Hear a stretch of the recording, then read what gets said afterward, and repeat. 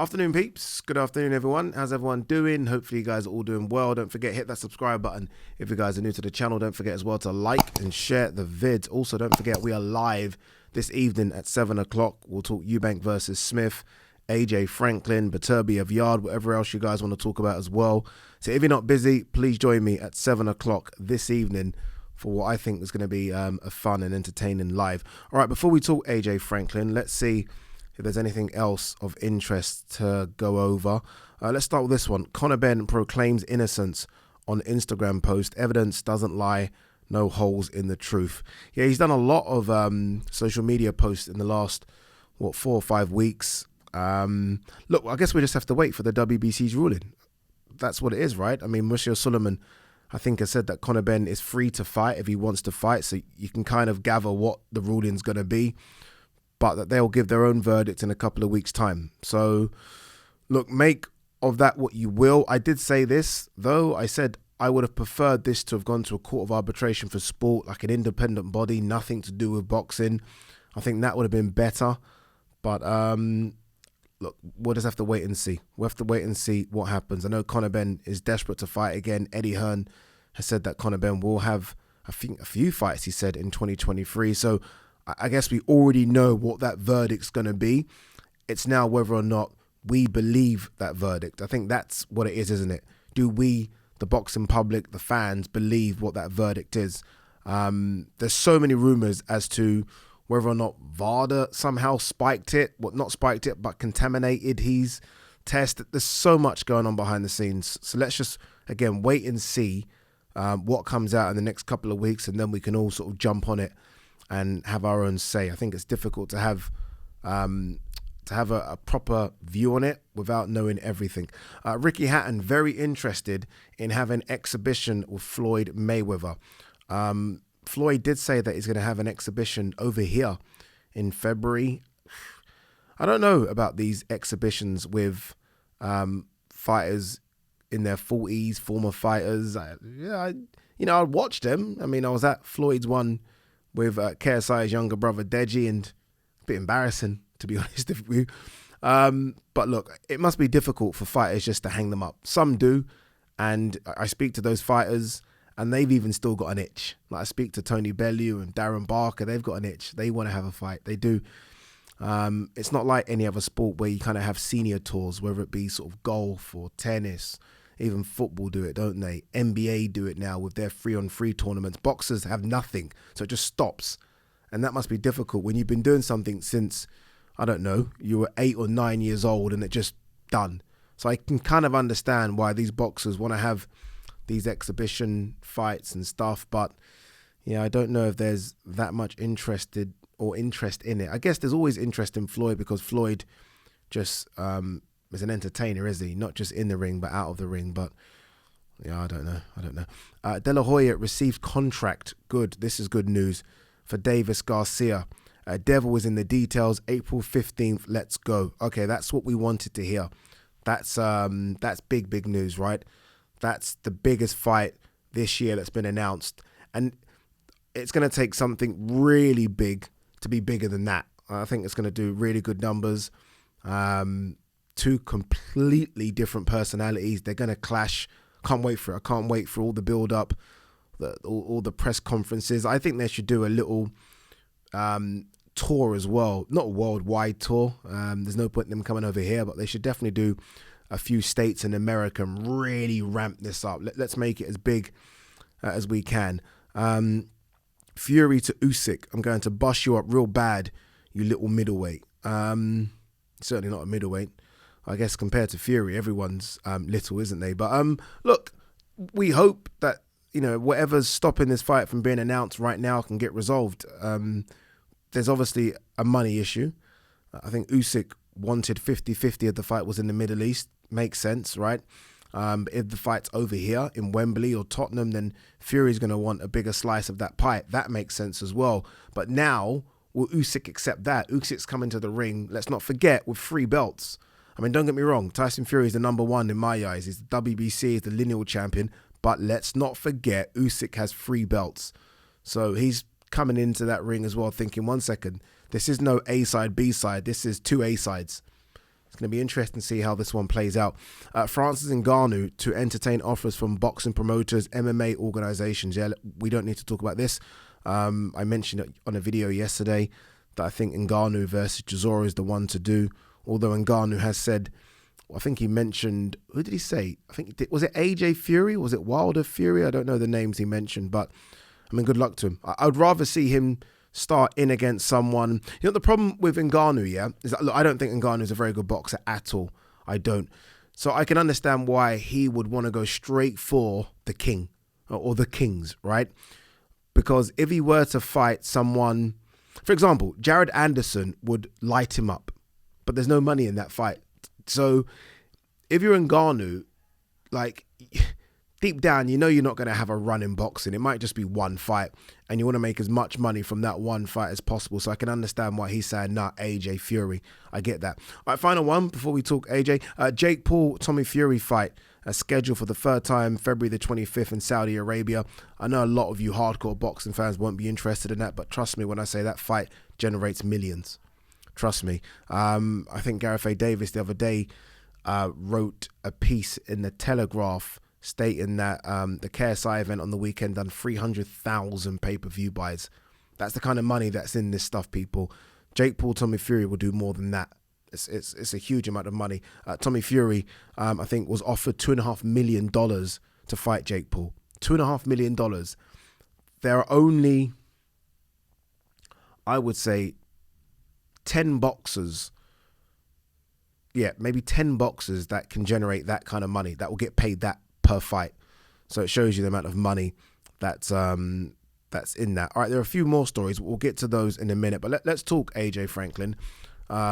That seems to be the one right now. In the last sort of month, we've heard different names being mentioned. Otto Vollin's been mentioned. Dempsey McKean's been mentioned. Dillian White Hrgovic of recent has been mentioned as well. But this Franklin one seems to have a bit more legs. Dimitri Salita, his promoter, has openly said there's been talks and now they're waiting for a contract. Salita's becoming quite a big deal in boxing. I remember him as a fighter. I remember when he fought Amir Khan.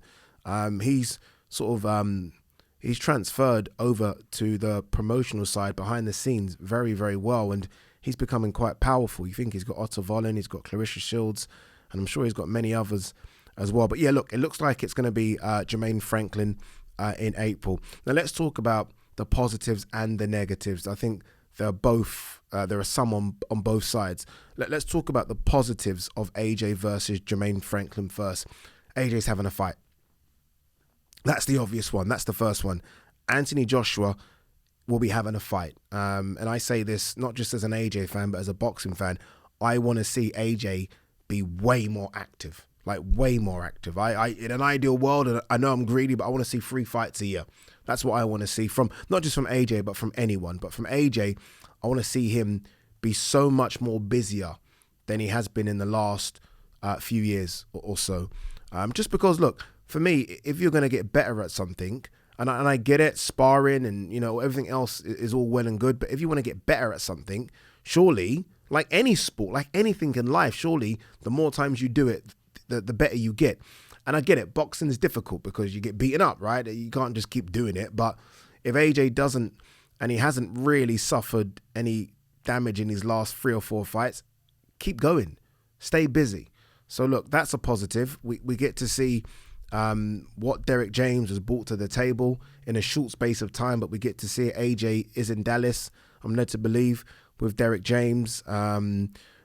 I'm guessing Errol Spence will be in camp as well, because Errol looks like he's got the Keith Thurman fight, so he's going to be around a killer. So hopefully a bit of that rubs off onto him. So look, that's definitely a positive that AJ is fighting. I've always said, look, if AJ is going to have 3 fights this year, I don't mind one of them being, I wouldn't say a soft touch, because Jermaine Franklin isn't a soft touch. It's not a blowout, but I expect AJ to blow him out. That's what I personally expect. So I don't mind one of the 3 being this. I don't mind it. I'm going to contradict myself a lot in this fucking 5-minute video, but I don't mind one of them being a blowout if the next 2 are, if it goes that way, put it that way. Like if he fights a Jermaine Franklin, he can't fight a Jermaine Franklin like again in the summer. You just can't. And then you've got to ask yourself as well, as much as people are going to be very critical of AJ having this fight, and I've seen the response to it already. Someone did point this out to me the other day.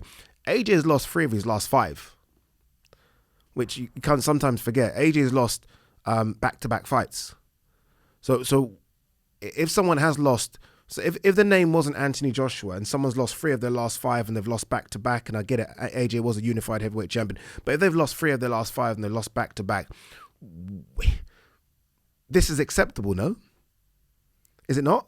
Is it not acceptable? Someone's lost back-to-back fights, 3 of their last 5. Is this kind of opponent not acceptable? I think it might be. I think it might be acceptable. Not to compare what other heavyweights are doing, but I mean, is this like Wilder came back and fought Helenius? Is Franklin better than Helenius? Let's have the debate this evening. Is Franklin better than Chisora, who Fury fought? So if they're getting away with those type of opponents, is Franklin better than, at this stage of their careers, better than Luis Ortiz, who Andy Ruiz fought? I'm asking these questions. I'm not making the statement. I'm asking these questions. Is he better? I'm not quite sure. I was there, obviously. I worked on the Franklin versus Dillian White fight. And look, I have to be honest with you, I didn't know too much about Franklin prior to that fight.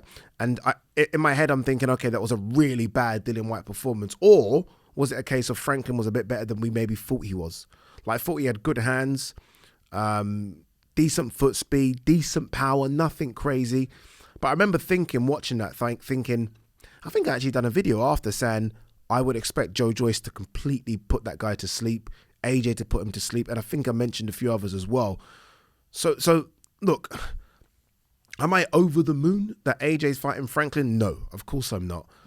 But I look at what were the options, and let's be honest, the 3 names, I mean, Hergovich and White weren't going to happen. So the 3 names were Otto Volin, Dempsey McKean, and Jermaine Franklin. Those are the 3 names we've heard about. Is this the best of those 3? Like, I like Otto Volin. Are we romanticizing over that Tyson Fury performance? Otto Volin against Kamil Sokolowski looked awful. So maybe it is the best of the 3. Maybe it is. And because in a lot of people's eyes, he beat Dillian White. I don't think he did beat Dillian White. I think it was close, but I think Dillian White nicked it. You can maybe make the comparison when AJ gets in there and see what AJ does with him.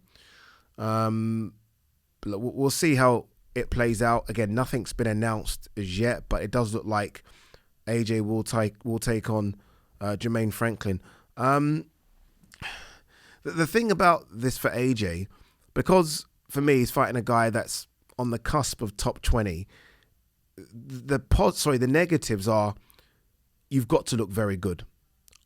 For me, AJ's got to look very good. Like, I remember when I was kind of a bit anti Fury taking on White and Chisora, like, come on, Fury, you're better than that.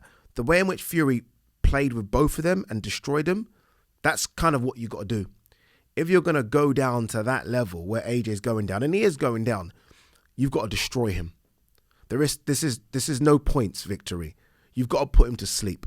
And I get it. You're working on new things, so you might, the first few rounds might be quite cagey, just because, again, you've lost 3 of your last 5, you lost back-to-back defeats, but you've got to destroy him. I mentioned Wilder, Helenius. I said, is Franklin better than Helenius? Look at what Wilder did to Helenius. Yeah? Again, look what Fury did to Chisora. Look what Fury did to White. This type of opponent, there is no going to points with. There is no, 1 second, AJ looks hurt. There's none of that. And this is the negative. Like, what AJ gets out of this is rounds, a fight. Again, working on stuff with Derrick James. It'd be good to see him fight back in the UK. I'm guessing the fight's going to happen at the O2 Arena. So he gets that out of it. Franklin, it's a win-win. Franklin gets everything out of it. He gets a good payday and he gets a chance to, put his name in the title picture. AJ has to destroy him. Has to. And AJ was watching that fight. He was ringside. He was watching that fight. And I'm sure AJ's probably thinking, bring him on. But look, I know a lot of you are going to give me stick for this, but I'm going to give him a pass on this one. I'm going to give him a pass again. He's lost back-to-back fights. And I guess his team have all come up with a plan of, okay, how do we get AJ? How do we rebuild AJ? That's the word that Eddie used. How do we rebuild him? And maybe this is the start of the rebuild, right? A new trainer, give him a fight against someone the British public know, because they do know who Jermaine Franklin is now. Let AJ look good, and then we move on. I don't mind it too much. But, and I'll end on this one, he's got to destroy him. He's got to. AJ towers over him. AJ's jab should be in his face all night. Those right hands, though, that left hook, when he throws that left hook off the counter, everything's got to be perfect. But we'll see. I know a lot of you guys are not going to be happy with the fight, but it is what it is. It's funny, though. There are some that are not happy, but there's some that are not happy are the same ones that were saying AJ's done. Like, he's done, he's wasted, he maybe should call it a day. You can't have it both ways. If he's done, then you can't be too upset about Jermaine Franklin, can you? All right, anything else very quickly before we go? Again, don't forget, 7 o'clock tonight. You can all have your say on it. This is the beauty of the lives. You guys can get involved as well and have your say. Groves backs Eubank to beat Smith. Cautions that a loss could derail career. Yeah, it could derail career for both. But you feel like the bigger pressure now is on Eubank, just because there are fights out there for him, big money fights as well. Golovkin is a big money fight. I speak to someone that knows Eubank very well. I mean, very, very well. And Golovkin fight, there's been some conversations, put it that way. The Benn fight, it's there. If Benn comes out of this one with all his, what's the phrase? If Benn comes out with this, with everything intact, then I guess they're going to try and run this back again. So there's options out there. For Liam Smith, in terms of big money fights, if he loses, it's difficult. He'll get fights, but it won't be big fights. All right, I think, ladies and gentlemen, we are done. I'll see you guys at 7 o'clock. Have all your questions ready. If I'm you, what I do is I jump on it. It's on now. You can jump on the live now and put your questions in, because as you guys know, there will be thousands. All right, peace and love.